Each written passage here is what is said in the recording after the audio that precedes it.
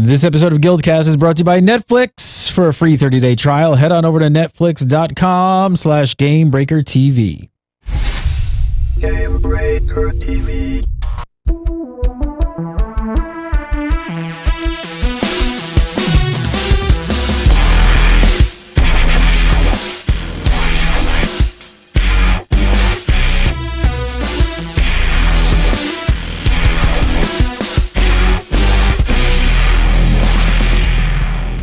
Hello, hello, hello. Happy holidays, everybody. Gary again. This is GuildCast episode number 55 for December 26, 2012. Coming up on today's show, Fractals are on the rise. And we asked you guys what you want to see from ArenaNet and Guild Wars 2 in 2013. Joining me this week, as always, Mr. Scott Hawks. How are you, sir? Oh, I'm very, very well. Merry Christmas and other stuff to you. Very Christmassy. Right from the bed, ready to go back to sleep because he's got a fever of 103. Got a fever of 103. Richard Prokop. Yep. How are you? I'll try Merry to Christmas. keep the energy high. Merry Christmas to you guys. Merry Christmas. Everybody have a good holiday. Merry Christmas.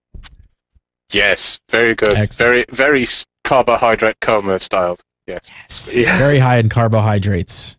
Very high in Absolutely. eggnog as well. I never really You had had eggnog. eggnog? Oh, You like yes. eggnog? Oh, I don't like Yes. eggnog. Eggnog. No, I'm not a huge eggnog fan myself. It Ooh, just whiskey and some nutmeg. Ooh, yeah. Not sure. A little fire. whiskey maybe, but You put the to whiskey in drink the the stuff eggnog. that looks like put some, pus to go with it. it's so good. So good. Yeah. All right. Guild Wars 2, Guild Wars 2, Guild Wars 2. Let's talk about it. So first up, coming very soon to a Guild Wars 2 near you. Fractals of the Mist, improvements to the Fractals of the Mist dungeons. So first up, you'll be able to join other parties in a dungeon after a disconnect, which is awesome because we had this problem like the first night we played. Remember, like the first night we had this, I disconnected like 4 times, and we were just like, "Damn!" Everybody, we kept leaving. You guys all kept leaving the Fractals. We started over again and started it over again, started it over again. So, Yeah. It's coming the end of January, and I'm so curious about this one. I really want to know what happened with this. Like, why did it surprise them? And like, how big of an issue is this? How complicated this must be that they don't have a fix for it? Because the other dungeons it works fine, but apparently some way they structured these fractals, it's a totally different beast, and it's taken them all. So it came out in November. The end of January is when they're going to be fixing this. Wow, that's a complicated issue. So, but yeah, absolutely, we need this. We totally need this. and I guess do we know how it works yet at all? As far as does it just work like all the other dungeons? Because the first thing I thought of was I was wondering if they were doing it in some way. Like, is there any way to exploit something here? And I was like trying to think about, but I don't really think that there's an issue. It doesn't, not that I can think of. I don't think so. I just see it just feels like one of those things that something in there is not working as intended, and it's become more of a complex matter to fix than perhaps initially thought. Because there's no way you should release a dungeon that if you have any sort of like server issue, which especially when it first launched, there were a few for a day or so, that you can't join back up. That's a ball that you have, and it's very shiny, and then you dropped it. I don't know. Well, it's just one of those things Chalk it up to like, just huh? needs fixing. Yeah, Bug fix. Bug fix. I mean, just needs fixing.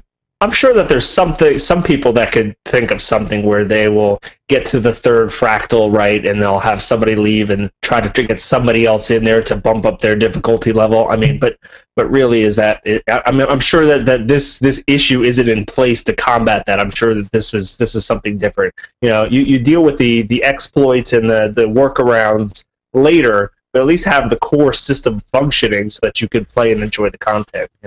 So I'm watching chat room, and guys, I don't know if this is true, but this is sort of what I was thinking about. Like, about explaining, somebody was saying, they think it might have to do with like, the leveling issue of how fractals work, and they didn't want to allow people to just join in and replace somebody else or something like what you just said. And that's sort of what I was thinking as well, is maybe they're trying to figure out a fix for that, and it was a little bit more complex than just the reconnect in any random dungeon sort of thing. So, but I guess we'll chalk it up. We'll say bug fix, but coming soon. Well, the thing is then if it's a case of they're worried about people joining, say, just you run through and then have someone quick hop in now, or something like that, or they're worried about running through and the people being particularly horrible, and they kick out somebody they don't know and getting someone they do know just to finish the last little bit to get the levels or something like that. But if that is the case, then if they specifically made it so if you drop, you can't get back in, that's problematic, really, because that's a big problem. I mean, as I said, we had this the first night it came out. We all jumped in, and Gary was left in the lurch, and we had to finish one and just restart the whole thing again. So it's odd.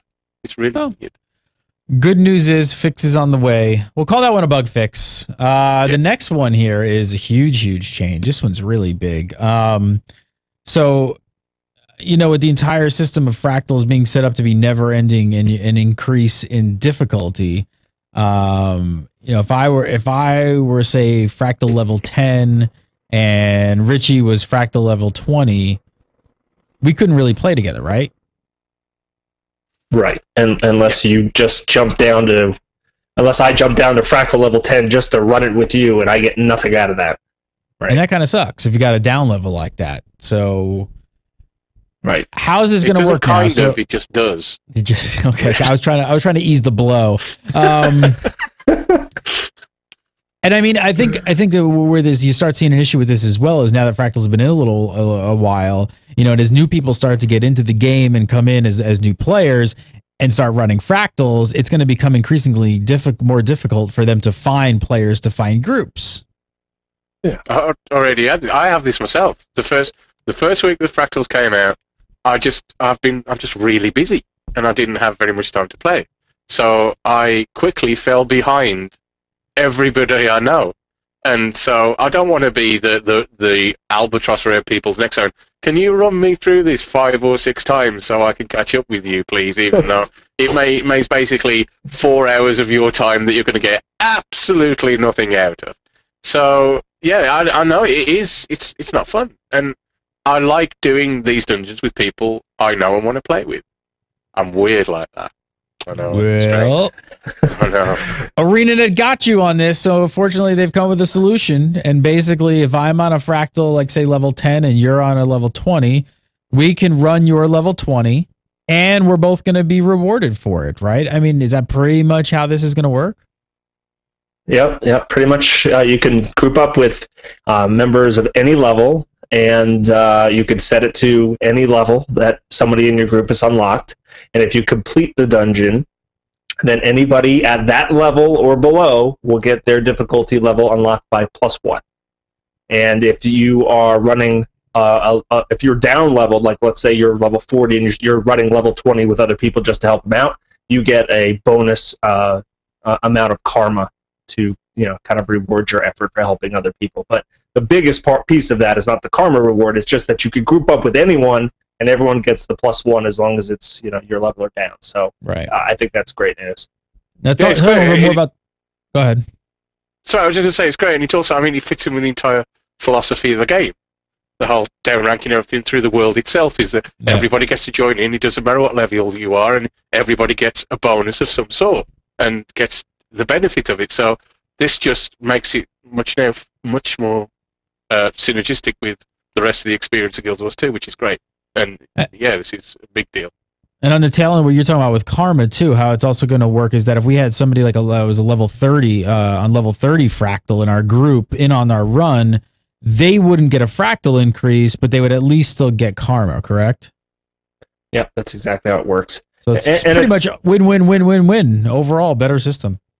Yeah, definitely a better system. I really wish they came out with something like this to begin with, because like Scott was talking about before, it's like I think I've done like 50 different fractals, and I'm only level 5 unlocked because the majority of them are catching other people up. And it's such a better system to just have this kind of grouping, because it's ridiculous if you sit around the Lion's Arch right now and you just hear the map chat. It's like looking for fractal level 17, 29, 28. Do I hear a 53? It's like, what? It's like there's so many different levels and no one's on the same one. So it's like fractal bingo. It's crazy. It's like, 18. B12. House, I can go. Can I come? Great. I'm 16. 19. Ah, crap. Oh well. Yeah. Hey, so what do you guys think of Fractals at this point? Now you've been running them for a while, though. But what do you guys think? Do you guys want to see more dungeons kind of implemented down the line with this sort of never-ending system? Yes. I think they set yes. I think they set themselves up really well with this designing this whole mechanic. I've said it before. It's kind of like the Star Trek holodeck, where they could they don't have to like really develop too much lore around it. They could put any place, you reuse any art asset, and send the players on all these really funky journeys. And now that they have this whole system in place, they could have a patch where they say, you know what, we're going to add 2 fractals or 1 fractal or something like that. And it just could be this constant thing where they either continue to add to the rotation or they phase them in and phase them out and just keep it fresh and interesting. Whereas like a normal dungeon kind of gets implemented and sits there and then eventually gets old and stale, and it's kind of hard to revitalize that. So See, I think this mechanic is good. It does, but on the flip side of that, like I don't want to see like a normal I'm not to say normal, but just the dungeon experience kind of go away. Like especially if it revolves around some story and like a conclusion and a finale and a big boss fight. Like the fractals don't feel like that much to me, so it's like they're, I don't want to say they're like mazes, but they feel, you do them so much that you do start feeling a bit like you're on a treadmill of just running around like a hamster on a wheel. Whereas I don't know, I do like dungeons when they have, you know, a dungeon crawl, you've some big boss fights, some story, and boom, we finished it, we're done. Because I'm the type of player, like I'll be honest, I don't really go back and play them on like harder modes and stuff. I play MMOs and RPGs in general much more for story. So doing them over and over and over and over and over, like it would be fun. I don't know. I hope they don't go like, I wouldn't want to see them go this route with almost all dungeon content. No, I was speaking supplementally. Like it's a good supplemental content. They have to still do those other dungeons for exactly what you said. There is still a mid-ground, though, where you can have that kind of dungeon and have the sort of, like, fractal difficulty increase. I mean, you could still have that and sort of have a sort of a transitional mid-ground between those two types of dungeons. So the sort of, like, the enjoyment and the sort of exploration of the original type of dungeon with a sort of fractal style, like, leveling ability within there as well. So, I mean, I don't think the two are necessarily... It's not necessarily never the twain shall meet in that area. So, you think they'll ever start? I mean, now that they've just come, I mean, this is the first time they've done it. Who knows what they could do with it? I was gonna say, do you think they'll start like interlinking fractals with different paths and unlocking certain dungeons or fractals within? I don't know, like just thinking about the whole thing, it's like, you know, you could start having these branching trees of fractals that go in different directions, and maybe they only unlock a specific dungeon, and maybe that doesn't really even go to another huge fractal. But that'd be kind of interesting. Like psychologically, you have to like go through all of these different things to maybe like kind of a randomness to maybe get to another dungeon or something. I could do some sort of theme to it too. If you get these certain fractals in a row, it's like, oh, we got this pattern of fractals, that's going to unlock this little mini dungeon or something like that. Yeah, it could be interesting. I don't think they're going to do that, but I like the idea. I think it'd be a nice idea to do. I think having a bonus at the end for that sort of thing that can link off into something that's related thematically to what you've just done. Are you guys not getting bored of running them though? That you're just running that circle of fractals? Like are you getting bored of it? No. See, I won't keep doing it. I just know it. Like I just once I've done them, I don't know. The leveling up, it's weird. I'm like a weirder than an MMO player. Like the leveling up for me on certain things like that is really so much. It's secondary for me. It's not really priority for me. No, I haven't. As I said, I haven't played them that much purely because of, again, not being able to easily get in groups with people to do them because they have left me in the dust because I wasn't around at the start to do them. So I haven't done them enough to get bored yet. However, I know that when I'm running them in the future, when I have got caught up, it's to grind towards legendaries or stuff like that. I'm not that bothered about hitting level 50 or whatever on it. I don't really care about that. I'm going to be, once I've done them all and I've experienced them all, I'm going to be using them for what I can get out of them because I'm that kind of player, and a lot of MMO players are. So yeah, they are. I guess in the back of my head, I hear somebody going like, "Max level Fractals is kind of like Dark Souls." You're just gonna keep doing it over and over and dying and over and over and dying and over and over. I mean, at least for players who like that, when they do finish it, they're just like, "Yes, I finished it." Right. Yeah, to me, it's not about getting to a different level of it or even getting the ascended gear. To me, it's more of the social experience. I want to, if I'm online with my friends and we're looking for something to do, Fractals is a good thing to do. You know, it's not a huge time sink. It's fun. It's interesting. I haven't there's some of the Fractals that I've only done a couple times because they just don't come up in the rotation for whatever reason. So to me, it'll remain fun as long as I'm having fun with the group of people that I'm running it with, and that's the same thing with the dungeons. I'm not concerned with what level I've unlocked or what my gear is. It's more about the social interaction. Fair enough. It's all about the group. Yeah, It's all about the group. All right, so we decided to do something a little bit different for today's episode, being it was the holidays and all, and not a whole lot of news goes on and new things. Last thing we had was Winter's Day. We got a little bit of news, but not a ton going on this week with all the holidays. So we decided to ask the viewers what you guys would like to see, what you guys would like to see in 2013 from ArenaNet. So we're gonna get to that in a second, but really quickly, best expansion of 2012 by Massively and by Zam. Apparently by them. Oh, look, there's a little Signy. Yes, there's your little Signy there, Mr. Jared Moore. Yes, best expansion of 2012 is Rift Storm Legion. If you guys have not checked it out, make sure to go over to riftgame.com. They've got the subscriber bonus going on right now to the 1st. You got a few days left for that. Bunch of new content. And voted best expansion by... Yeah, Storm Legion MMORPG says it's a winner. 10-ton hammer says there's no shortage of bang for your buck. It really is so much bang for your buck. That's a great way to put it. And best expansion of the year, beating out those other expansions that we don't want to talk about, beating them out. It really is an awesome expansion. Oh, and I'll tease this. So I just right before the show, we're doing that. I bring up almost every week now the Dimensions videos, the Tuesday's Top Dimensions, which is coming out I think on Thursday because it's Christmas. It was Christmas on Tuesday, so Thursday's Christmas edition. But we just finished looking at all the footage for this week's 2 Dimensions, and they're insane. They're insane. They're the best 2 I've seen so far. One of them, I'm serious. I'm not joking. The attention to detail. I'm assuming this is like a guild hall or something. But the attention to detail, the amount of rooms they build, and it's almost mind-blowing how perfect. It's almost like this person was an architect because it's so perfectly laid out with the beams being all correct. Like it's crazy. And then I was blown away by the first one. Then the second one I go to, this person made like a fun house / like there's a gaming room. I'm going to give away all the spoilers. They made a pool table. They made a bowling alley. And then to top it all off, you climb up this insane staircase, and they made a slide going all the way down to the bottom. And it's like once you jump in the chute, like you literally just start like taking all these twists and turns, and it's like all not just like one thing down. It's crazy. It's awesome. Check it out. It'll be on Gamebreaker TV this week on Thursday. Tuesday's Top Dimensions. It'll be Thursday this week, but definitely check it out. And if you haven't yet, of course, go over to stormlegion.com or riftgame.com and check out Storm Legion, the new expansion for Rift 222 Day.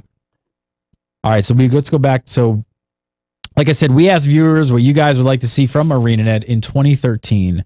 So first up, this one is in from Jason Hall. Jason says, I'd like them to remove the constant changes in level when walking around zones.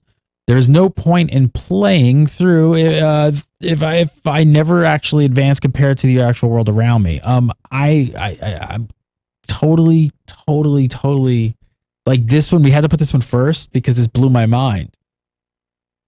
I thought this was part of the appeal of Guild Wars 2 for me, but I'm just saying, I find this very, very interesting that somebody doesn't like this aspect of the game, and I was trying to dissect it. What do you think? What do you think it is that's bugging Jason? What I don't understand is part of the premise that's included in that. I never actually advance compared because you do advance. I don't understand. True. Is he saying? Is it because there's a little bit of disparity there? You still get XP. You still get loot. You still get everything anyway. So I don't understand. The issue is, and taking that, that's confused the hell out of me, to be honest, because you still advance. You get to play with people of a lower level, so which is why I'm going to be happy when they fix Fractals. So if your friend comes into the game lower level, you could go and play with them on that or on their alt or go through stuff. You're still powerful, so you still feel. It makes the content of the entire game relevant. Yeah, that's right. Yeah, this just seems like a mindset change. There's tons of games out there that once you advance in power and go back to a lobby zone, you're like the god, right? You cannot be touched. You will hit everything in one shot and kill them. And this game just does not do that. Now, of course, if you have all your traits unlocked and you have max level exotic gear and you go back to like a level 10 zone, you will feel pretty darn powerful. It does scale, but it just doesn't scale with the same degree because of the down leveling feature. Sure. A lot of zones you're not really in much fear of dying, that's for sure. But it still feels at least a bit enough like you're at least a part of the content that's going on. It's not you're just one-shotting everything around you. Yeah, it's not like you look at stuff and it drops dead like it does in other games. So it's there, it's valid. You're not leveling quite as fast as you would in your max level, sort of higher level zone. So which is perfectly reasonable. What do you think Jason doesn't like? I don't get what Jason doesn't like here. You know what it probably is? If you're going for something like 100% world completion, right? And you're like level 80 already, and the only ones that you have left are like these low starting areas that you haven't done, right? The other ones, he probably just wants to go through and really quickly just kill them out. And and still, you still have to pay attention. You can't just do it in your sleep. And I've encountered that a little bit as well. Like I'm going through that, and there's like 6 or 7 zones that I never touched while I was leveling up. And you know what? They're still somewhat challenging, and you still have to go through it. And so that could be part of it. You never get to feel like that ultra god. I'm just gonna slay everything.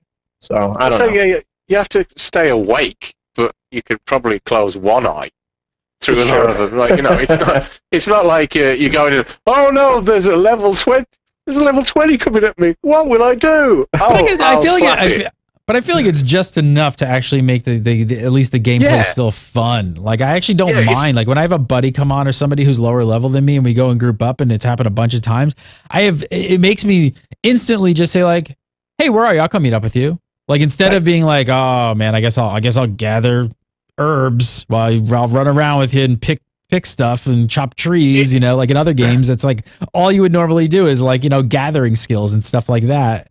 Whereas here is I'm actually like, all right, cool, let's go do it. Whatever. I didn't see some of that stuff and we'll go do some quests and it's all good. To me, it's one of the things that feels antiquated at the moment in other MMOs. Even like the early sheen has sort of gone off Guild Wars 2, and now you're looking at the game through different eyes. But certainly that is one of the things where you're playing in a different MMO and go, oh crap, yeah, I've got to go and make an alt so I can play in that area or with my friend who's low level or something like that. You don't have to do that. To me, I don't see a downside. I don't either. And now that they've done it, like I almost don't want to see any new MMO come out without this. Absolutely. It's one of those setting the bar sort of aspects of Guild Wars 2 that came out this year. It really is. All right, Jason, leave a comment below. Maybe explain yourself a little bit better, but I don't know, the panel is completely confused by that. That's why I put it first, because we all were just like, what? Wow, maybe there's a whole legion of people out there that feel like this, and maybe we're completely missing what they're, I don't know. Jason, leave another comment on this show, and if there's other of you out there who feel the same way, please explain a little bit more what is so bad about that? Yeah, I don't know.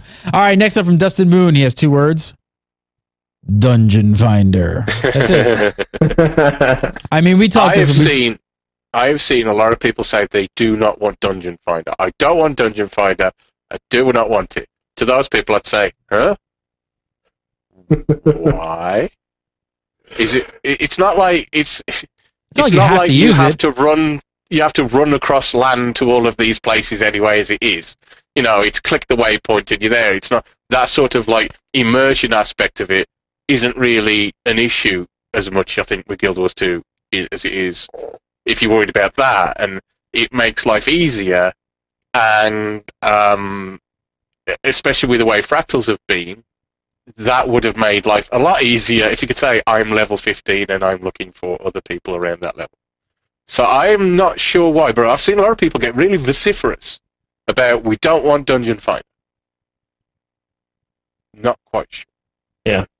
Well, a group finder, not a Dungeon Finder. Okay. The community's had to resort to external websites to actually organize groups. So there's a popular website now that people are jumping in to find groups, and it's just something that's needed. The map chat is 90% in Lion's Arch, 90% trying to find a group for Fractals or trying to find a group to run explorable modes, and it's just there's a big demand for people to run these dungeons, and it'd be great to be able to have 4 people that are friends, and you just don't have that 5th friend, and be able to queue up all together and get that 5th. That'd be really awesome. There's some people say we want Group Finder, not Dungeon Finder. Okay, cool. So they'd say you should have looking for an OR group or something.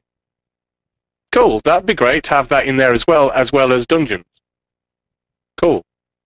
I think the bottom line is people want some sort of mechanism, some sort of UI element to be able to find other people and connect with them wherever they are in the world. And it's obviously a needed thing at this point because, like you said, there's a ton of people just standing around and using external websites to put this together. So it's like it only makes sense that they should put something. I'm gonna call it now. We will definitely completely for sure see this in 2013. You guys with me? Yeah. What do you think? Yeah. Okay. Yeah. You know what? It's interesting. I would like to hear them just comment on it, right? We haven't heard anything about this at all. And if they are against putting something in like this, then I just kind of want to know what their philosophy is or what they're thinking on it. So I'd like to say that we would see it in 2013, but we haven't seen them say much on this at all. So, someone just said, and I have seen this before, Dungeon Finder or Group Finder is for people who want to play a single-player game in an MMO, but don't you want to find the group to play with other people? I'm not sure how that argument kind of confuses me. I know plenty of people. As much, you haven't got to go around, but when it becomes, people aren't really forming social groups at the moment based on looking for group to get into a Fractal. They're standing in Lion's Arch, map spanning LFG, FO, TM, level 19. That's not social interaction. So I think losing that will be what you'd be doing with Dungeon Finder. For people who want to still go with friends and explore, that's what guilds are supposed to be doing. We'll talk about that later. So having a guild-oriented system to bolster those social interactions would be great. And I don't think Dungeon Finder destroys that within itself. I think it just means that we need to have better social interaction in the game. And a Dungeon Finder stopping people spamming maps with LFG is not getting rid of social interaction. It's getting rid of an annoyance. We need something else to make sure the social interaction. Do you think that Dungeon Finders in general, like from a certain part of the community, just get like shunned? They don't like it just because sometimes it's a bad experience? Because you got to admit, I mean, a lot of pug groups in Dungeon Finder are crap experiences. Like I just saw Jason and Chad go like, I've had groups where the extent is I type hi and nobody else speaks to each other. And yeah, that is the experience a lot of the times. But I still don't see why, like if you don't want to run it, don't run it. Don't. And exactly.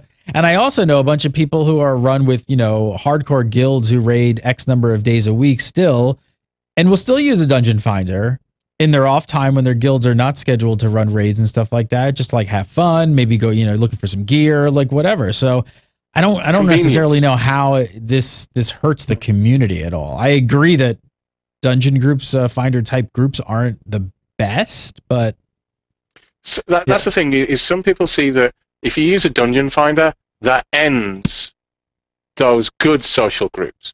No, it doesn't. It just means that when you haven't got those good social groups at hand in your time zone or in that hour that you've got to play that night, you have an alternative. And it's a pain in the backside. I know I've run hundreds of completely annoying random Dungeon Finder groups in games, and also in Guild Wars 2 I have. But running in a crappy group is going to happen whether you're having to spam in Lion's Arch or whether you're having to click a button on Dungeon Finder. Mm-hmm. So, people are I think what happened is, in some MMOs, they equate Dungeon Finders as getting rid of the need for interaction through guilds. And I understand that a lot, actually. I do understand that. But the problem is not that it destroys the need for guilds.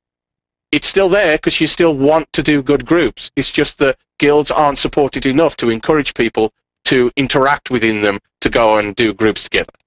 That's where the problem is. And a Dungeon Finder just gets rid of the different way of having a non-personal way of forming a group, which is a map spam in chat. So it's... Guilds need support, which is number one. Yes. And we could even go on a whole hour-long debate and topic, because I could also even say that I think it should be 1,000 times harder to create a guild in MMOs than it is.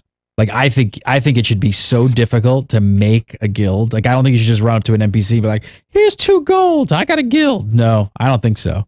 I think they should make it incredibly difficult for people to make guilds, and the people who create them would take them so damn seriously that the people who would really seek them out would know how to run a guild, and they would actually like have to coordinate and have like events and have guild dues, and like, remember back in the day it wasn't as easy, and people like ran that crap. They ran guilds. Like, it wasn't just that like was your job. Right. Basically. It wasn't just like, and you need those people. I think you need those people heading up guilds to, and I bet you a lot of MMO players out there, and I bet you a lot of people watching the show have never been in a really good guild. I bet you a lot of players have never been in a really good... The majority, I would say. Right, and don't even know what that experience is like where you've got like officers, and you've got wings, and you've got like, you know, people in charge of other people, and like people doing coordinating. Like, I don't think a lot of players have ever had to... Yeah, I don't think... Remember that's like old school guild stuff when it wasn't like, you know, just go pay a gold and get into a guild. Oh, when I was a kid, we used to have to pay so much. And what, you know what those guilds also had?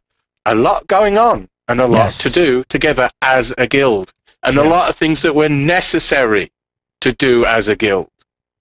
Name one thing it's necessary to do as in PvE. Guild Wars 2 as a guild. People are saying I should start a guild. That's not happening. I don't have time for that anymore. No. Somebody else can do that. I will join that guild, but it makes all the difference in the world. Like, a good group and a good guild leader makes almost all the difference in the world. All the difference in the world. It does. And it kind of sucks. Again, the game has to facilitate that and require that kind of commitment to do something. And Yep. That's it. Yeah. So next question from Adam Curran here. He following up on our guild discussion here. He says guild halls, or something to bring your guild together as a community to work towards a common goal. I am tired of having to plan and run guild events to try and get everybody to play together. I find most people join guilds just to have a tag over their head these days. And just rewind, watch what we just said, and there you go. No, I have been. I remember when I was first in beta, and I first started doing this show with you guys, and I said that I love the game. The only thing I haven't seen yet is that large social interaction incentive in PvE. But we'll wait and see what that is. And then I got to the end, and there isn't anything. There isn't anything. That's No, there's nothing. Now, I'm going to say the 4-letter word now, and watch the chat room. Raid. Oh, wait for the fire. No. Oh, what did you do? What did you do, man? I like Sadie just to wind people up, to be honest. I know it's evil. No, yes, it's fun. But I'm not saying, and I said this before, I said a large organized activity that required organization. That's what guilds need. I have never been in a guild that was 100 friends and then something came along for them to do. There was always something to do, and you needed people, and then you made 100 friends. Right. And that social stickiness is massive for an MMO. This isn't something that's just like one of those things, oh, you know, it's not important to me. It's the core of an MMO. Is that social stickiness? Why you keep going back? Why is World of Warcraft getting loads of people in, even when times in its lifespan, let's face it, it sucked sometimes. in certain stages of its life, it's not been that great, and there've been other good games who have fallen on their arse because World of Warcraft had 12 million people, and people would go back to it because their friends were there, even though this other game might be technically better. And to me, for the long-term health of a game, that social stickiness is really important. And it worries me that there isn't that specific content. There's WVW. I was gonna say on the flip side, on the PvP side, we're still waiting on things like leaderboards and all this other stuff for the flip side of PvPers to also be a part of a guild and have a reason. Maybe you want your guild name up on the top of those leaderboards, and you want to really, start competing, and that's missing as well. And I feel like now that we're a few months into the lifespan of the game, everybody is starting to kind of feel that a little bit. I know many a player who have played this game completely straight up all the way to 80 with almost no one. Yep. With hardly ever even grouping. It seems like right now the most successful guilds are the world versus world guilds because they have something to do in mass groups that they can work towards together. If you created a guild that was PvE or structured PvP focused at the start, you've probably seen your online roster dwindle and go down quite a bit, or you might still find people that are online together just not doing much together, and that's a sad state of affairs for this game. I mean, I also made comments like this before the game launched. Like I was looking forward to possibly these world bosses being that kind of content, whereas you needed a coordinated guild on some sort of voice chat to actually trigger these events, because it took a lot of coordination. And sure, other people could join in and help and still get rewarded, but it would be this guild that actually had to spawn something like the Shatterer to come instead of it being on a predictable timer. So yeah, I think there's definitely something missing for both PvE and PvP guilds, and I hope they have some plans for 2013 to fix this. I mean, what was so bad? Remember back in the day, like I'm not gonna name games or anything, but I'm sure both of you guys remember back in the day of being in a guild. Most guilds had guild dues, but there was a specific reason. Like you usually have to put in X number of coin per week to your guild, but there was a reason, is because the guild leader had to pay all kinds of other things that were larger for the better of the guild, again, which made the guild leader have more control over their guild, cared about who was in the guild. You were paying into this guild, so you weren't like guild hopping all the time, because that was kind of stupid. Like it helped you become better friends with the people who were in your guild. We don't have stuff like that anymore, that you have to pay into guild dues, and like there's not a bigger picture going on. In Guild Wars 2, that's impossible because there's nothing to work towards. And that sounds harsh, but it's just true. Why would you pay into what you're going to get? Blueprints? You got your influence for that. That's my point. That's my point. Like, there needs to be something bigger than what we're doing. Like, and even if it's not raiding, like raiding is one thing. We talked about like PvP can be another thing. Guild Wars 2 doesn't really seem set up like this, but certain games have done like, even guild housing, right? Like if they were to do guild housing in a certain way, there could be a way where you have to pay into all kinds of upkeep and upgrades and do things and then get reasons to have it. But I think that something like that would really make guilds feel like they have to know each other a bit more. And make it expensive. Don't make it like, cheap. Like make it kind of hard. Here's where I come to, and it's always this, is when people say you just want raids and you just want that gated gate, no. What I was looking forward to was to see what ArenaNet was going to do instead of raids, and they just didn't do anything, which really shocked me when I got to the end, because there was murmurs of, well, when you get to ore, being in a guild's going to really help because there's this three-pronged assault, and that, I'm sorry, but that was just PR. It's just not true.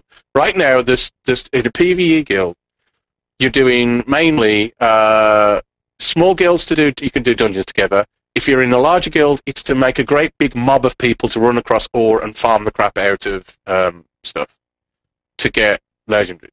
And then people say, well, if you do raids, then you're just trying to do a gear treadmill. You don't have to have a gear treadmill in raids. It's just that's what all the other games have done in the past. You can have raids for raiding. And I did an article on this today, and I said it'd be great for all the people who've said across the years, I want to do raids for the challenge and the social thing, and not for loot. Well, it'd be a great way to tell them to put up or shut up, wouldn't it? But I don't know if that... I just don't feel that ArenaNet's interested in doing that. Yeah. And that's the thing that surprises me, is that from the way... The whole thing about... And I went on crazy about not having large guilds. The guilds were originally 100 people. Perhaps that's because they don't expect to be large guilds, because they never intend to put in that sort of large-scale need for it. Perhaps it's simply they're looking at their stickiness is going to come in from people returning to do these monthly, regular content updates and events and things like that. And that social stickiness to keep you in between isn't as vital.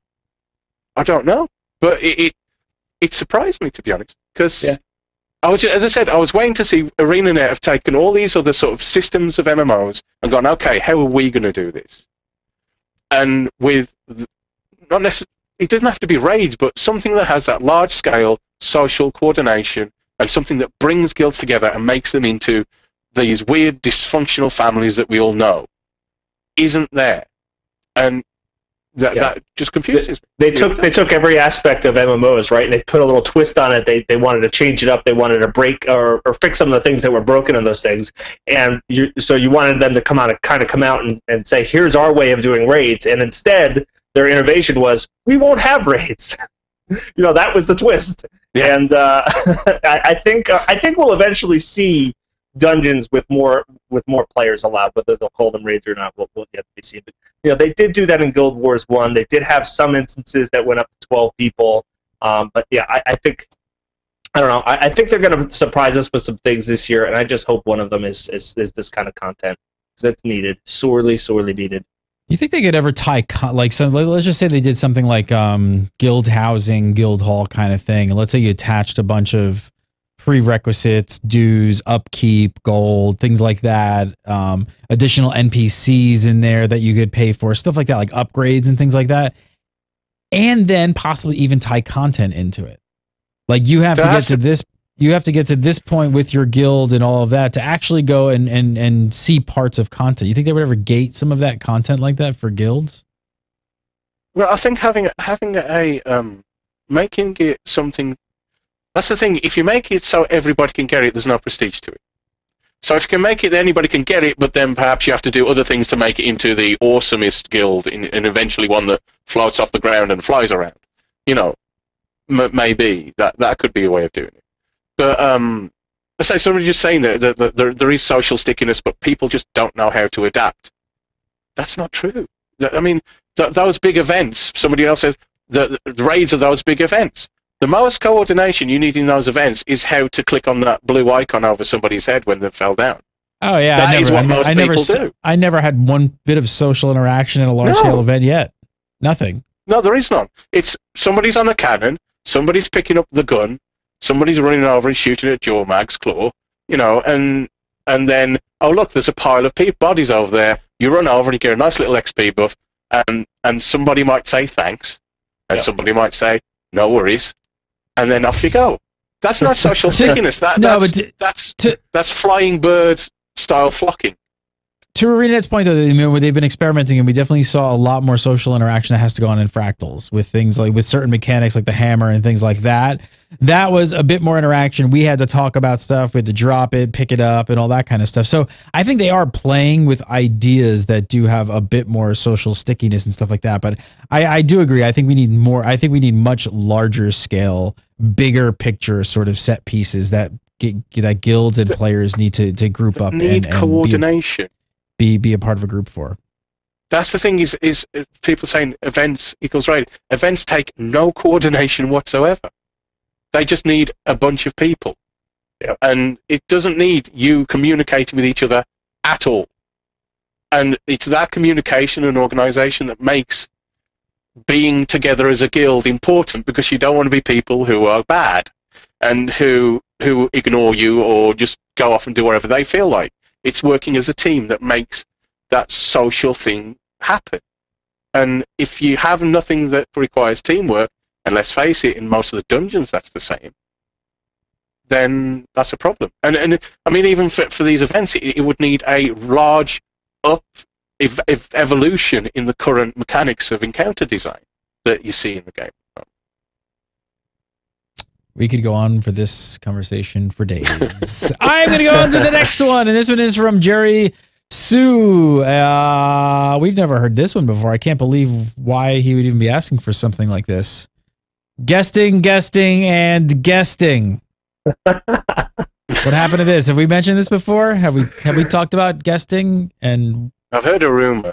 What is guesting? I don't know. I've never heard of it. Is it on the wiki? What is this guesting? Or is that outdated? What is this? It was on the digital cover. Talk about long overdue. What's happening? Like, do you think it's just tech? You think the tech is just? You think it's a technological holdup? Like something is up. I mean, this is one of the things I think we all agree is like we heard about this early on, and we were like, this is what's partially going to make that social interaction and this somewhat more of a piece, something that's helping the stickiness great with Guild Wars 2. And we still don't have it. Yeah. You know what? I don't. I think that there's probably some loopholes and some exploitation that can occur with guesting.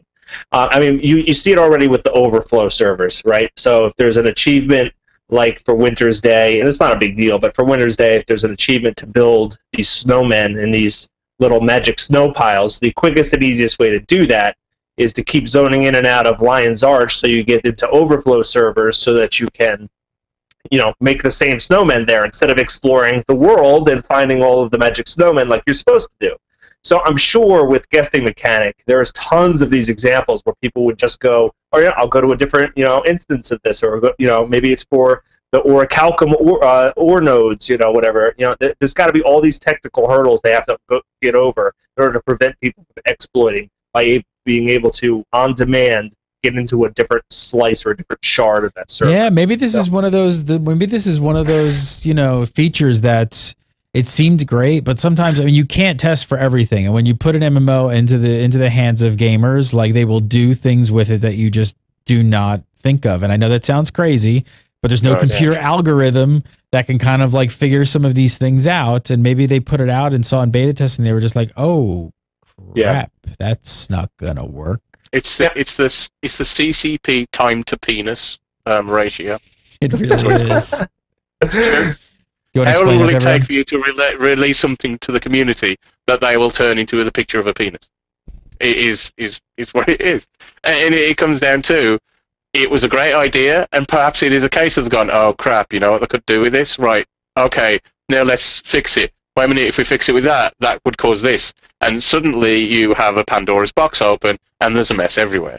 So it could be that, and that's problematic. Because I know I really want guesting now. Yeah. I'm tired of it. And the problem is, everybody went to their servers at the start of the game and thinking guesting was 2 or 3 weeks away. Right. Mm-hmm. Or a month away at most. And so they went off and scattered. And now they're like, I've been here a while, and do I transfer over for a week? Do I transfer over there for a week?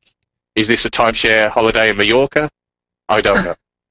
So we need some sort of comment on whether this is going to be something that's going to be coming soon, or if it's just something that's going to have to be put on the back burner due to technical issues. It's okay to admit that there's going to be a parade anyway, but it's better than just people sitting in the dark going, "Hey, remember guesting? Wouldn't that be good?" Because it turns into dance studio, and you don't want that. Yeah, and there's another example too. Like, there's this website for dragon timers, right? The 3 big dragon world bosses, and even some of the other bosses. But it has timers up there when these things are going to spawn on each specific server. So they institute guesting, and guess what? Now you can hop to the servers to get every single dragon spawn, and fight those world bosses and have chances of getting exotics and different things from these chests. So yeah, there are probably dozens of these type of issues they'd have to work through before they let guesting go. And I think that's probably why it's been held back. Hopefully someday. What was that, Scott? Sorry, I was going to say, how do you fix that? That's like, I don't know. Because it's not in an instance, right? They're world bosses. Exactly. So if you're in that world, you can do whatever you want to do in that world. And to limit that is basically going to be a different game. Mm-hmm. So, oh dear. Next in from Judas Nearoff. You want some love for WW and dueling. Dueling. It's kind of, we talked, I think, about dueling before the game ever came out. They kind of said they stated they weren't They were not going to put dueling in, right? And I completely kind of forgot about it. Did we ever get a reason of why it's not in the game though? Yeah, it's because they were worried that when Guardians ruffle stomped over everybody, they would realize that one-on-one, we're just better than you. So they're deciding not to put it. I feel like they really did state that they were not going to put it in the game. They were open about that, but the most recent information is from a live stream. It was focused on PvP, and it is on the bottom of their bucket list. It is on their bucket list, but I kind of, this is a little bit cynical, but they're going to be coming out with custom arenas, hopefully in the near future, where people can kind of rent out these places to practice and skirmish. And in there, it is perfectly feasible for you to do one-on-one dueling if you invite one other person to your custom arena. So right, a cynical that was the view point. could mean so a cynical view could be that they want you to buy the thing from the gem shop. But in this live stream, they did say it is on their list. So I don't know. Maybe eventually. Oh, they said open world dueling is on their list. Yes.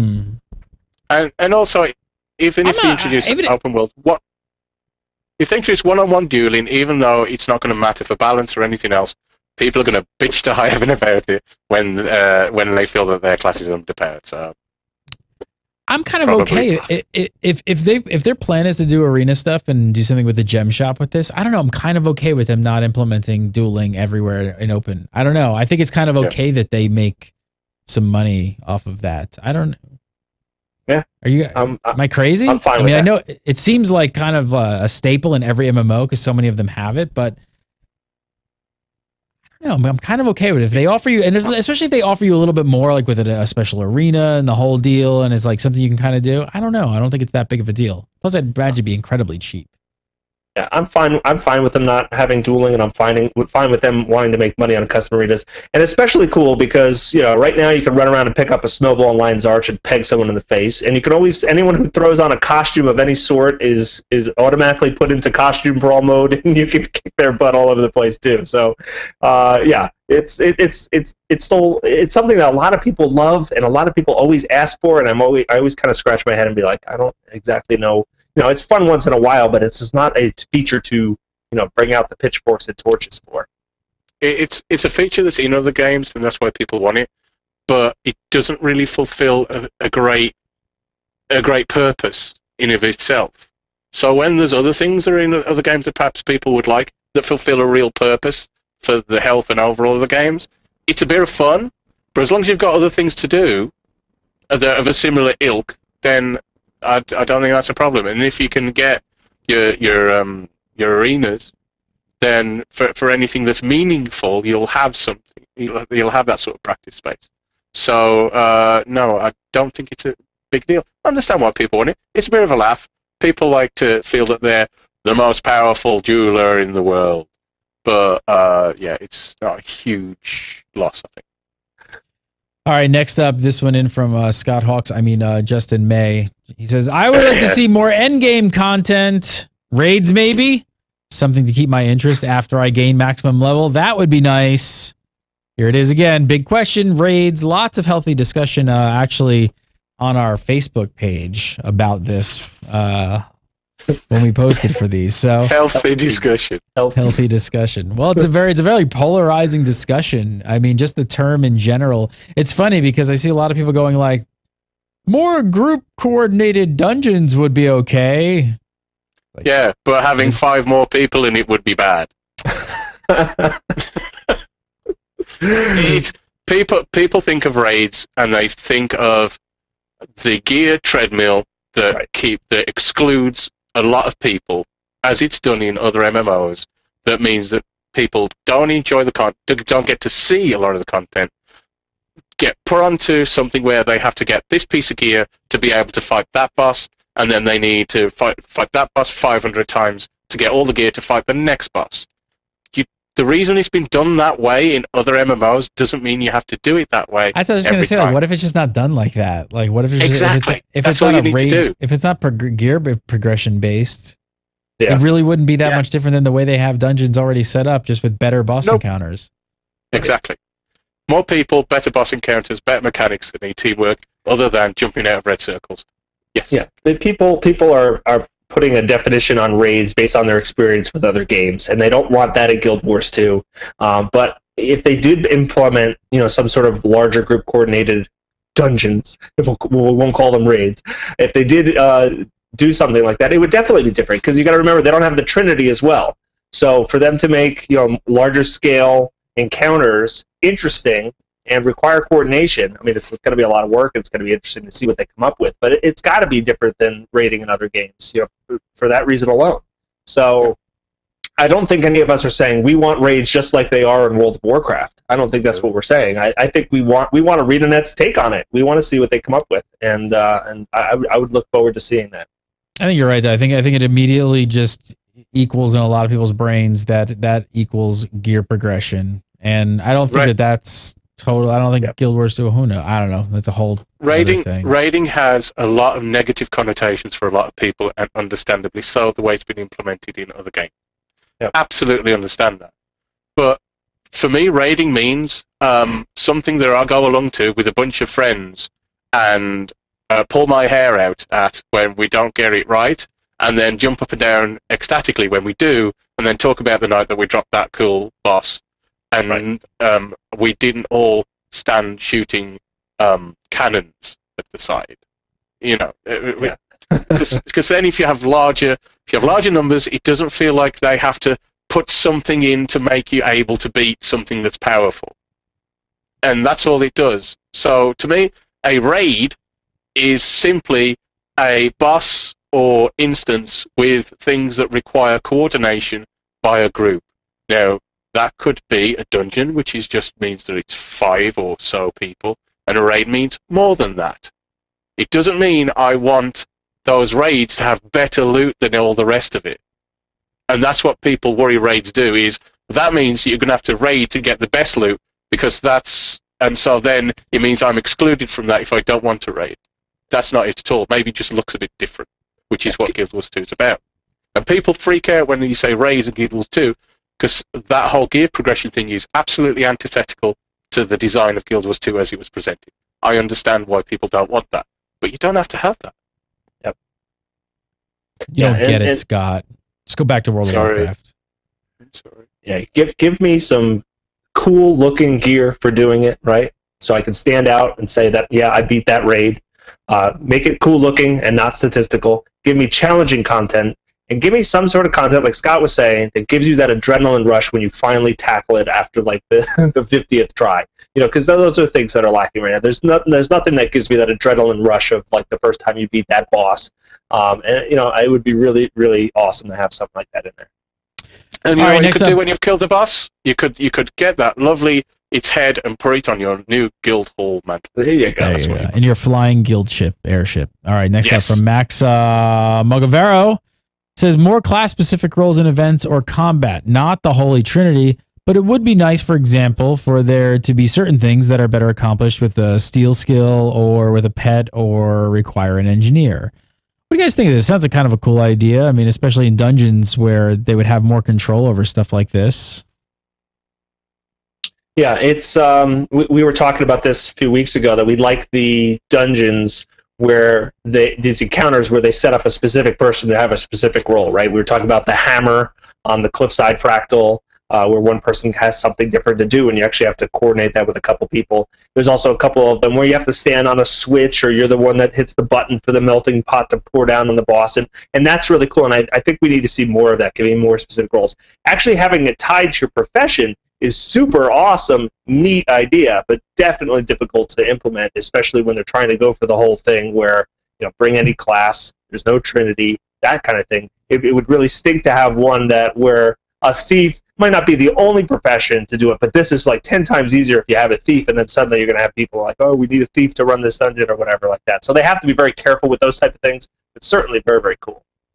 It would have to be sort of tertiary flavor stuff in a dungeon, where if you got an engineer, it means it opens this thing up, but it's not really a new boss, or it's not really, so it's just something cool, a bit of fun that you can go along with. Because if not, then it makes a certain profession necessary, and I don't think people want that at all. But if you could have something that actually made your profession seem cool to have for all the professions, that'd be great. I think that'd be really nice. But it couldn't be something where this boss now we could do because we've got an engineer. If we could have, we can open up this side wall here because our engineer's got a kit, and through that side wall is this cool trove that's got something. And over here, our guardian, because they're in touch with the light, they can, pray to this monument, and it opens up something that you can see here. That sort of stuff, I think, would be That'd be awesome. Yeah, SWTOR did something similar to some of the dungeons based on your crew skills, right? If you had a slicer or whatever, you could actually do, and there was that kind of thing. It didn't stop you from being the dungeon, but sometimes you could get around some of the trash, or you could open up, a little place that had some crafting nodes in it or something like that. I think those kind of things would be amazing to tie to a profession and make you feel really special. It's like, yeah, I totally kick butt. I'm able to bash open that wall or do something similar. Yeah, that would be cool. And it'd have just little flavors each time you go in, depending on your class, on your profession's setup of your group, and that'd be really nice too. Just add little different flavors going through each dungeon, depending on who you're with, and so the people who you're with matter. So that'd be nice as well. Yeah, it'd be cool. All right, next up, this one in from Bear Powell. Here's one I definitely agree with. Says the home instance actually not just being a visual waste of space. I mean, it really, up until this point, is a big pile of nothing, isn't it? I mean, it seems like this just seems like such a underused feature that has been put on the back burner, which has so much potential. Before we discuss this, I just want to say, hey, Elizabeth, and I hope you're having a lovely time with the family. He's not trying to get rid of your quagga, I promise. It's okay. They're okay. Yeah, it's true. It's a fun little sort of RP place. What you do have in Guild Wars 2 for role players, there's actually quite a few options in there, which is cool. But for non-role playing type interaction, content, and involvement, as soon as you get past that initial part of your storyline, your personal story, it's just there. And I don't know how many times you visit it after you get past that, but I know I haven't. Yeah, it was hyped to be much more than it is. I remember totally getting excited that all your decisions in your personal story are gonna reflect in your home instance, and it's gonna change based on all the decisions you make. I mean, I think the only thing that changed in my Norn's personal story home instance was there's ogres in there now. And that's it. I mean, there's no reason to go back there. And I've tried several times to just thoroughly explore it, talk to every NPC, make sure I'm not missing something. And it just seems like a feature they ran out of time for or scrapped the idea or whatever, because it's just not worth doing or not worth mentioning at all. So yeah, it's definitely disappointing, and I wish they did more with it. But I could also see how, in the grand list of everything else that's important to this game, why this potentially, got dropped down. I could definitely see why they would do that. It's to me just crying out to have personal home space in it. It's a place where one of those houses is yours, and you can, you can have your version of dimensions in there. To me, that's what it's crying out for, and that would have people going back. Just people who like that sort of stuff. Those people like to collect stuff and display it, or and so on from there. That you need something like that, or just to completely explode the thing open and do a lot more things with it. Because right now it is basically a big, pretty space. What would have been a good idea for it is kind of go like the Mass Effect route, whereas every time you went back to the ship, right, all your crew members, they had different dialogue options that would unlock, and you could actually talk to them, find out more about them, and have these cool interactions with them. And I always loved, I'd go on like a combat mission in Mass Effect, I'd go back to my ship, and I always loved, all my NPCs on the crew, they all got updated with new information, new conversations. That kind of thing would be great, because that's one of the big things that the personal story lacked, was that kind of like in-depth getting to know these other people, like your mentors and stuff like that. Like a lot of them you just don't have much interaction with, except when you're on the missions, and then it's all mission focused. It'd be great to be able to go back every once in a while to your home instance and see all the people that are kind of rallied around you or on this quest with you, and what new things they have to say. And it wouldn't take tons and tons of effort to implement, and I think people would enjoy that. It would just give it a little bit of flavor. Next up, this one in from David Cross. Big fan of your work, bro. Big fan of your work. It says, flying airship Guild halls again. There is something ridiculously cool about guild airships. There is, as long as it's not the guild airships in earlier Final Fantasy games, where basically it's the place you stand on between, if it's just, how cool is it going to be really if it's just an instanced portal like the one you use to towards the end of your personal story when you're going over to war and so on. I hop on it and then there's a thing that plays and you're standing on an airship, and it'd look great and it'd be a nice different slant on guild halls. But I think people are hoping to see airships covering the sky, flying over Tyria, and I would highly doubt that would happen. Well, that's the thing. Is like, what's the great?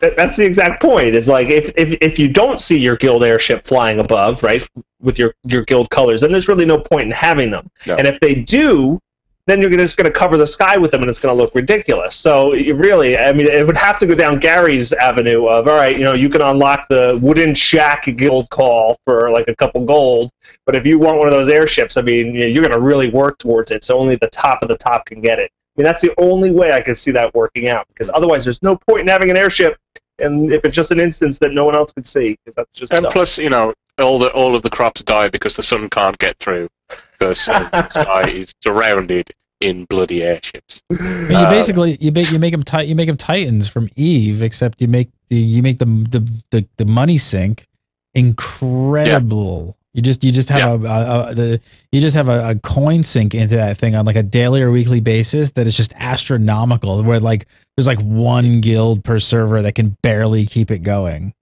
Yeah. Hold on, I see what you're doing here. You're making the ultimate sparkle pony, aren't you? That's what you're doing. I can Next up, this one from Morris CR. Morris CR says level cap raise or access to 80 trait points through other means, which would result in a much greater build variety without allowing you to get everything you want. What do you think? Is a lack of build variety actually a thing right now? Is that a problem? For some professions. For some professions, yeah. I mean that engineer change that they just made with the big nerf to the grenades, right? That was a direct reaction to PvE engineers not really having a lot of options, or at least the community not perceiving a lot of options. So yeah, it's not across the board. I don't know if adding more trait points to spend really necessarily fixes that, because that would probably come with some other issues, different balance things, because they've balanced it for the amount of trait points that they have now. So yeah, I don't know if that's really the answer to it. I mean, we'll eventually see that. I think they will eventually have a level cap raise, and they'll eventually do it. But I'd like to see more utility and elite skills for each profession before you just start throwing more trait points in. Remember, this is also a response to earlier in the beta when this whole was changed, because you used to be able to choose whatever the hell you wanted, and then that was stopped quite a bit into it, and people reacted in a very mixed manner about it, because they liked being able to choose everything they felt like, and I think this is an undercurrent that's carried on, that people don't feel sometimes they have as many options as they'd like. But as Richie says, yeah, I'd like to see more elites in there before we do. And I mean, even if you go up levels, that you'll get more trait points, but I guarantee that they'll still be locked off. So you can't just vary the build up quite as much as you would like to. Next up, this one from Jan Stroop. Jan says, better communication with the community. I noticed a great decline in communication after the game released. Not as many news, blogs, or anything. No plans or behind the scenes. Just stuff we see anyway 2 days later, aka events. So, be honest, what do you guys think? I mean, I think you look a little confused. I wildly disagree. Yeah, I disagree with that. It's interesting when you talk about ArenaNet's communication. It's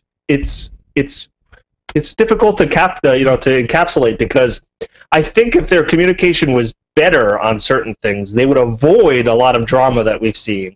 But on the other hand, when there is drama or something does go wrong, I think they go above and beyond what most companies do to kind of let the community know, hey, we did do something wrong. We are going to make reparations for it.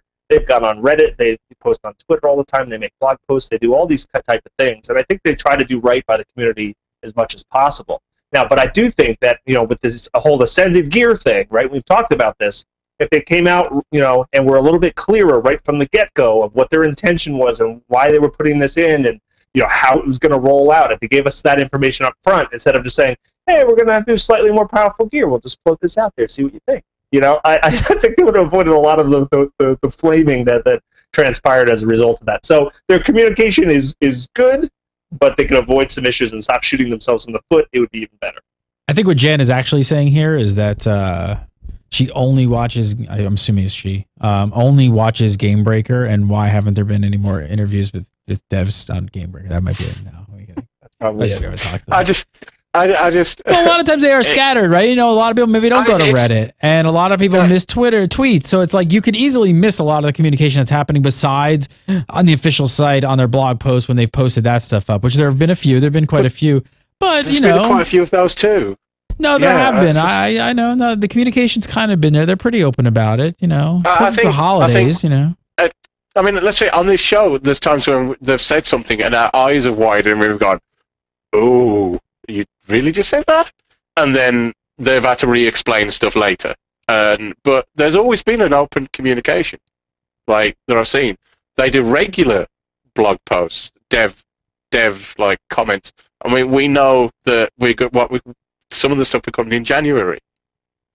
That they can have to react more because they haven't sketched out the whole picture of, and we've talked about that before. Sometimes they don't give us the whole picture of what they're talking about, so it can be a bit confusing at times. So the messaging can be off a little at times. But it's not that they're not doing it regularly or much of it. They're doing lots of it. It's just sometimes it's not as targeted as perhaps it could be. So it's not the regularity or their willingness. It's the succinctness of the messaging that's the problem. The community has spoken. We want two things. We want webcams throughout, live cams throughout the entire ArenaNet office in every aspect, so we can switch between cams. And then every morning at 8 a.m. Yes, and all meetings are open. And every morning at 8 a.m. there will be a press conference held by Mark O'Brien, and he will address every single question from the internet. That's right. That'll fix everything. But what they should do is they should send all of their press releases to us at Gamebreaker first, so we can look it over and say, "Oh, you might want to mention this first." And Zam. Zam. Thank you. All right, next up, this one is from Matthew Whalen. Matthew says, "A dragon that can talk, so we can get some epic storyline. Example, Shiro Tagachi story from Guild Wars Factions. Maybe not dragon specific, but it's kind of a good point. Zaitan wasn't the most conversational villain in the world, was he? I mean, and the first thing thinking about this whole thing, the first thing that came to mind was Wrath, right, and Arthas, like how integrated he was into the whole storyline there, and how cool that was. It's like too much. So. Yeah, well, we don't really see that. That creates good cinematic storytelling bond with characters and villains that you kind of get angry about. They've done a much better job in Guild Wars 1 with identifying the villain, and because there's a couple storylines that you play through in the campaigns there, you see them all the time and you totally despise them by the end. And in Guild Wars 2, they've gone an interesting route with these Elder Dragons. They've said this numerous times. They're more like an elemental force, right? It's kind of like being upset at a tsunami, or just these powerful, like you can't even perceive how big they are, and they're just like this force of nature, and in doing so it kind of makes them scary, but you don't have any kind of personal attachment to wanting to see them dead. They don't ever come on camera, and they don't call your mom fat, and they don't do anything bad like that. And so at the end you kind of want to do it because everyone's been talking about how these Elder Dragons are just this terrible menace and nightmare, and they can come up and destroy whole cities at once, but you're not doing it because of any personal vendetta, and that's kind of what's lacking right now. And the obvious way is that you can still have them be these elemental forces, but their lieutenants are absolute evil gits who do things and act in a way that make you want to kill them. But they're interesting and evolving and memorable. Remember that villain in Ore where no, you don't, because it's a bunch of undead things that you have to wipe the floor with. So. If you had like engaging villainous characters. Because let's face it, a lot of the time the villains are the most interesting things in fiction. If you had some of that personality, I think that would help a lot. So you don't have to have Zaitan be, Frank Sinatra or something coming down and having, just taking the mick out of you and being all conversational. But it's all right to have a lieutenant who's this vile, vicious scumbag who, when you drop him, you're ecstatic. And also, by the way, he's terrified of Zaitan. So you know through that Zaitan's somebody you should be really bloody scared of. And I think that's missing. That could do with some personality. Next up, this one is in from Tina Davis. Tina, this was an interesting one as well. Tina says, I'd like to see more in the gem shop. I've had a blast playing, but I spent very little money in the game. I'd say about $10 since launch, which I have to back up. I'm kind of the same way, but I'm not necessarily like fighting to spend money, but I do think, I don't know, it is kind of interesting that in a good way, I don't feel like we're being nickel and dimed. I don't feel like they're really trying to sell to us. Like, I don't feel like they're really pushing, the whole gem shop thing down our throats. We've said this before. I would almost be okay even with a little bit more of it in my face than there was, because I'm not spending a whole lot of money in the gem shop. You think it's their strategy, though? I think it's their strategy. I think they are trying to put new things on the gem store when they have that big influx of people. And that's for these events, right? So they don't want to have just a ton of things necessarily lying around always, because that doesn't really, it doesn't really promote you to buy anything if you know that's just going to always be there, right? You can say, I'll get that next week, I'll get that next month. What they do is they have these very short-term events, short-term items, only going to be here a limited time, and it makes you kind of want to go, ooh, I got to get those minis before they disappear off the gem store, or I have to get that costume because that's only going to be around. The artificial scarcity makes it a little bit more, just alluring. It's a good strategy. I kind of like it. Opposite of what most games would do. Right. And they also don't want to, like you said, you don't want to shove it down your throat. And they want to be very careful that the gem store doesn't become this really annoying thing. It's not turning people off at this point, which I think is good.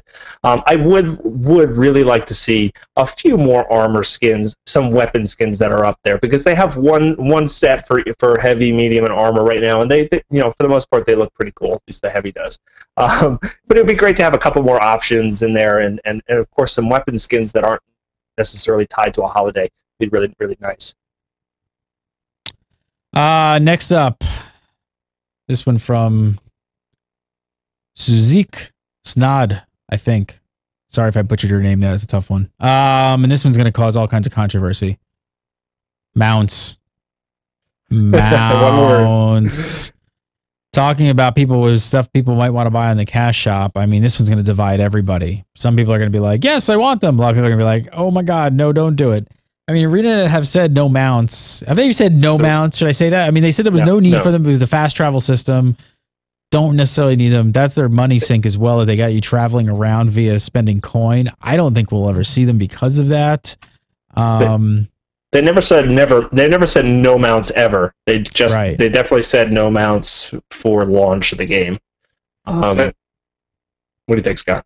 It's going to be difficult to put mounts in, because if you're going to be meaningful in movement, cool, I can teleport to 15 different points on that map and move at 50% increased speed or whatever between those points.